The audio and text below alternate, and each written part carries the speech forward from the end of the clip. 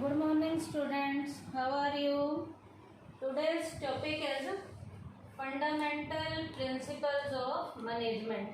आज का हमारा टॉपिक बेटा मैनेजमेंट के जो मेन प्रिंसिपल्स हैं उनके ऊपर बेस्ड है। इन मैनेजमेंट के प्रिंसिपल्स को देने वाले यहाँ पर मिस्टर हेनरी फ्योल हैं।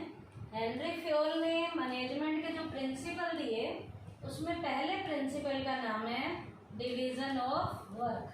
डिवीजन ऑफ वर्क इसे हम कहते हैं काम का बंटवारा। अब ये डिवीजन ऑफ वर्क है क्या? According to this principle, as far as possible the whole work should be divided into small parts and each individual should be assigned only one part of the work according to his ability and taste repeatedly, so that benefit of specialization may be achieved. बेटा division of work का principal क्या कहता है? जहाँ तक possible हो सके सारे बड़े काम को पहले छोटे छोटे पार्ट्स में डिवाइड करना है और बेटा किसी भी एम्प्लॉय को काम को देने से पहले उस एम्प्लॉय को जो एक छोटा पार्ट काम करने के लिए दिया जाएगा, एम्प्लॉय से उसकी एबिलिटी के बारे में और उसके टेस्ट के बारे में पूछना है। फिर उसे वो छोटा सा पार्ट वाला काम करने को देना है और इस तरीके से ये बार बार करना है ताकि स्पेशलाइजेशन का बेनिफिट अचीव किया जा सके। क्यों? क्योंकि बेटा जब एक बड़े काम को पहले हम छोटे छोटे पार्ट्स में डिवाइड करेंगे और एम्प्लॉय को काम को देने से पहले एम्प्लॉय के टेस्ट को हम जान लेंगे, एम्प्लॉय की एबिलिटी को जान लेंगे और वो काम जब हम एम्प्लॉय को बार बार देंगे तो एम्प्लॉय उस काम को करने का स्पेशलिस्ट बन जाएगा। तो स्पेशलाइजेशन का बेनिफिट मिलना शुरू हो जाएगा। इस प्रिंसिपल को हम क्या कहते हैं? डिवीजन ऑफ वर्क कहते हैं। इस प्रिंसिपल को क्या कहते हैं? डिवीजन ऑफ वर्क कहते हैं। है क्या ये प्रिंसिपल? एक बार फिर से सुन लीजिए। As far as possible the whole work should be divided into small parts and each individual should be assigned only one part of the work according to his ability and taste repeatedly, so that benefit of specialization may be achieved. उसके बाद है बेटा division of work के principal के बाद इस principal को follow करेंगे तो पॉजिटिव इफेक्ट आएंगे, इस प्रिंसिपल को फॉलो नहीं करेंगे तो वायलेटिंग इफेक्ट आएंगे। पहले इस प्रिंसिपल को फॉलो कर रहे हैं तो पॉजिटिव इफेक्ट क्या क्या है? एडवांटेजेस ऑफ स्पेशलाइजेशन, स्पेशलाइजेशन का बेनिफिट मिलेगा। उसके बाद है increase in the work efficiency of the work, employee की एफिशिएंसी का लेवल इंक्रीज होना शुरू हो जाएगा। स्पेशलाइजेशन का बेनिफिट कैसे मिलेगा? जब एम्प्लॉय उस काम को बार बार करेगा तो इस एम्प्लॉय जो है वो उस काम को करने का स्पेशलिस्ट बन जाएगा। अब बेटा जब बार बार करेगा, स्पेशलिस्ट बन रहा है तो उसे उस काम को करने के बाद उसकी जो एफिशिएंसी है वो एफिशिएंसी का लेवल भी उसका इंक्रीज होना शुरू हो जाएगा।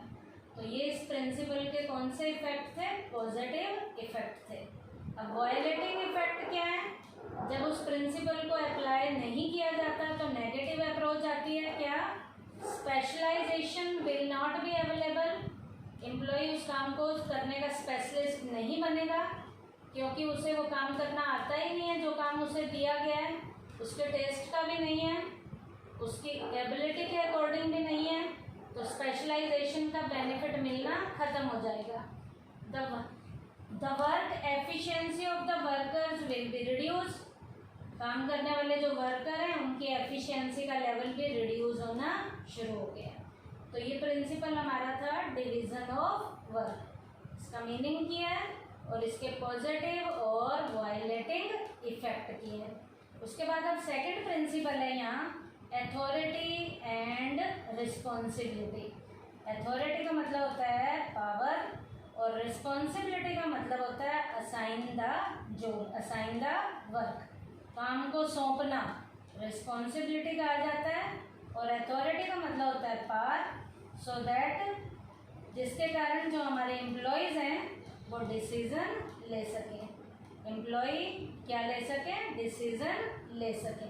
तो अथॉरिटी का मीन्स क्या है, पावर, और responsibilities mean assignment the work और असाइनमेंट द जॉब। अब ये दोनों इकट्ठे हैं, क्या, अथॉरिटी एंड रिस्पॉन्सिबिलिटी। ये प्रिंसिपल क्या कहता है, according to this principle authority and responsibility should go hand in hand. ये प्रिंसिपल कहता है कि अथॉरिटी और रिस्पॉन्सिबिलिटी दोनों साथ साथ चलती हैं। दोनों कैसे साथ साथ चलती हैं, it means that when a particular individual is given a particular work, जब किसी एक पर्टिकुलर इंडिविजुअल को एक पर्टिकुलर लेवल का कोई काम दिया जाता है and he is made responsible for result, ताकि उसको उस रिजल्ट के लिए रिस्पॉन्सिबल बनाया जा सके, this can be possible only when he is given sufficient authority to discharge his responsibility. अब उस एम्प्लॉय को उस काम के रिजल्ट के लिए तभी जिम्मेवार ठहराया जाएगा जब उस एम्प्लॉय को काम के साथ साथ सफिशिएंट लेवल की उसे अथॉरिटी भी दी जाएगी, तब तो उस एम्प्लॉय को उस काम के लिए जिम्मेवार ठहराया जाएगा। नहीं तो एम्प्लॉय को उस काम के लिए जिम्मेवार नहीं ठहराया जाएगा। क्यों? क्योंकि एम्प्लॉय क्या कहेगा कि मुझे आपने रिस्पॉन्सिबिलिटी तो दे दी, लेकिन उस रिस्पॉन्सिबिलिटी को पूरा करने के लिए आपने मुझे क्या नहीं दी, अथॉरिटी नहीं दी, जिससे वो एम्प्लॉय काम को टाइम पे नहीं कर पाएगा। अब एम्प्लॉय से काम टाइम पे करवाना है तो उसे रिस्पॉन्सिबिलिटी के साथ ही हाथों हाथ उसे अथॉरिटी भी दे देनी है, ताकि उस एम्प्लॉय से उस काम के रिजल्ट के बारे में पूछा जा सके। तो इसीलिए ये प्रिंसिपल अप्लाई किया गया है।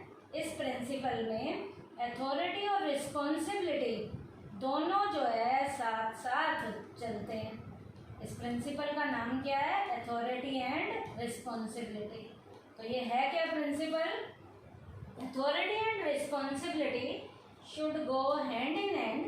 It means that when a particular individual is given a particular work and he is made responsible for result, this can be possible only when he is given sufficient authority to discharge his responsibility.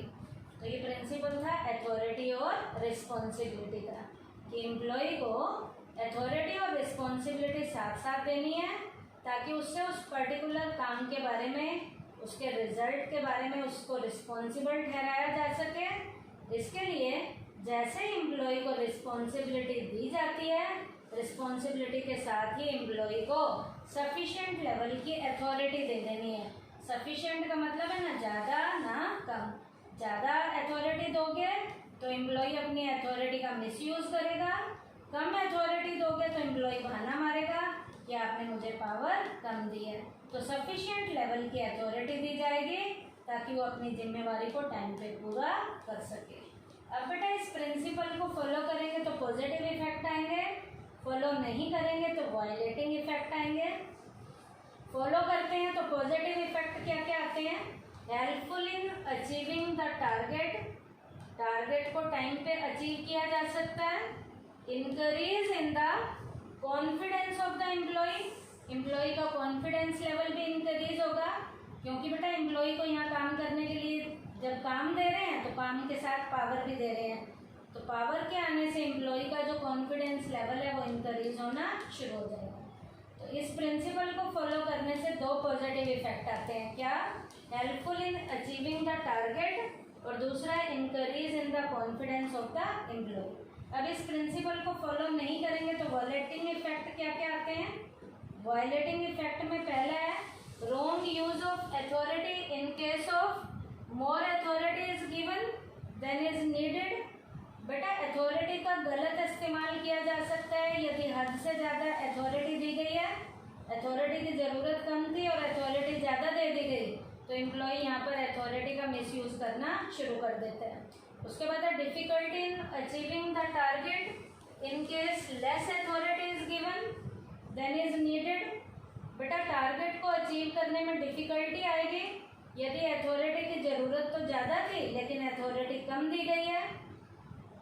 Third, can not fix accountability of the subordinate in case the desire result are not obtain. बेटा जब desire वाले result हम time पे पूरा नहीं कर पाएंगे इसका मतलब टाइम पे अकाउंटेबल भी नहीं हुए, हमने जवाब भी नहीं दिया, हम जवाब भी नहीं दे पाएंगे। उसके बाद है decline in the confidence of the employee का कॉन्फिडेंस लेवल जो है गिरना शुरू हो जाएगा।